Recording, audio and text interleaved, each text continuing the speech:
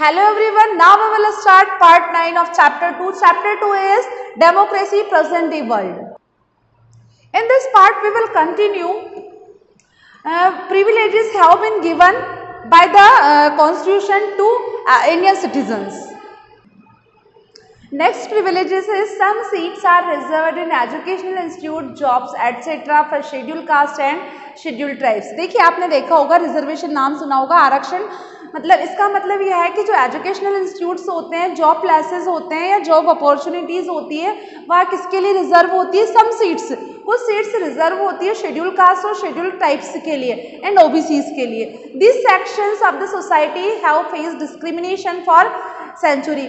ये जो सेक्शंस हैं जैसे कि शेड्यूल कास्ट, शेड्यूल ट्राइब्स, माना जाता है कि यह काफ़ी सेंचुरीज से डिस्क्रिमिनेट किए जाते हैं सोसाइटी में या इनके साथ भेदभाव किया जाता था, इसलिए गवर्नमेंट ने स्पेशल अपॉर्चुनिटी दी है, स्पेशल रिजर्वेशन प्रोवाइड किया है. In order to ensure their progress the government has reserve 22.5% of the total number of seats for scheduled caste, 15% schedule caste for 15% and schedule tribes for 7.5%.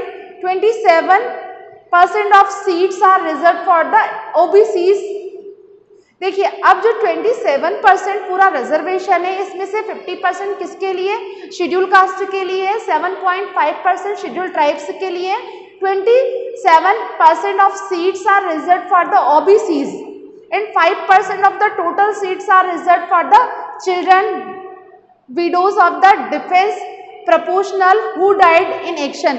और जो 5% seats होती है किसके लिए reserve होती है?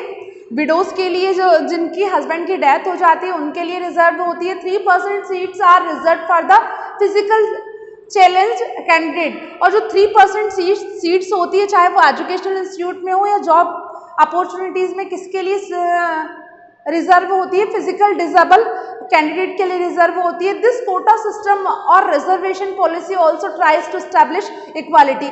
और ये जो कोटा सिस्टम बनाया गया है या रिजर्वेशन बनाया गया है, रिजर्वेशन पॉलिसीज बनाई गई है, किस लिए बनाई गई है? Also tries to establish equality, या इक्वालिटी लाने के लिए ऐसा किया गया है. Doctor Bhimrao Ambedkar strive to create an India where people belonging to the backward class. देखिए जो डॉक्टर भीमराव अम्बेडकर थे वह इंडिया से बिलोंग करते थे और एक ऐसी कम्युनिटी से बिलोंग करते थे जहाँ जिनके साथ डिस्क्रिमिनेट किया जाता था. Could live with self respect. और उन्हें बहुत बार ऐसा हुआ जब उनको सेल्फ रेस्पेक्ट को Om Prakash Valmiki wrote a book Joothan about his experiences of growing up as Dalit boy. अब यहाँ पर एक एग्जाम्पल दिया गया है ओम प्रकाश वाल्मीकि का. उन्होंने एक बुक लिखी है झूठन, उसमें बताया गया है कि किस तरह के उनके एक्सपीरियंस एक दलित बॉय होने के साथ साथ किस तरह उनके साथ डिस्क्रिमिनेट किया गया है. वो सारा एक्सपीरियंस उन्होंने अपनी बुक झूठन में लिखा है.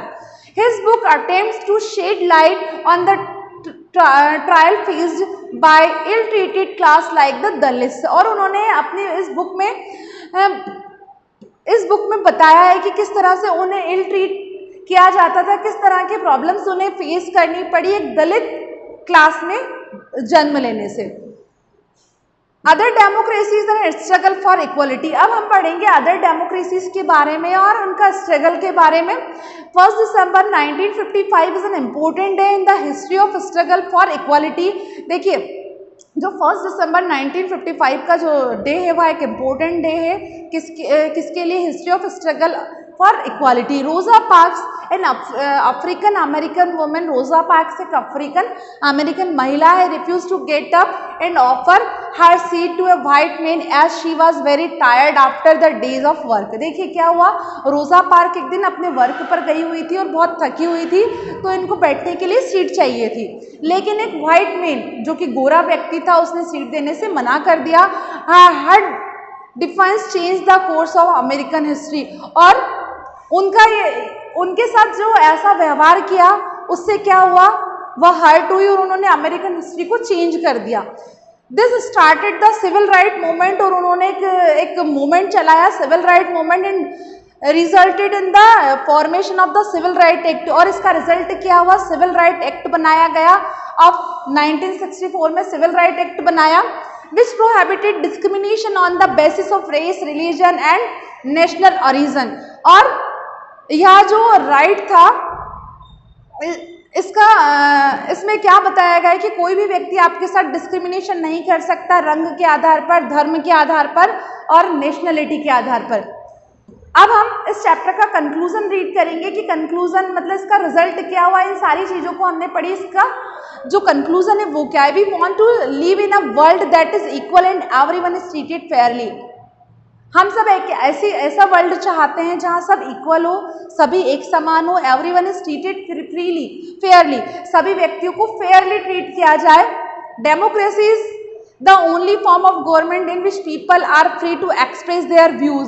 देखिए डेमोक्रेटिक फॉर्म ऑफ गवर्नमेंट की ऐसी गवर्नमेंट होती है जहां व्यक्ति क्या हो सकता है, फ्री हो सकता है, फ्रीली अपने व्यूज को एक्सप्रेस कर सकता है, form the government and accept equal treatment, और अपनी गवर्नमेंट खुद सुन सकता है, एक्सपेक्ट इक्वल ट्रीटमेंट और इक्वल ट्रीटमेंट को एक्सपेक्ट कर सकता है। Rule of law prevail and conflict are resolve based on the law.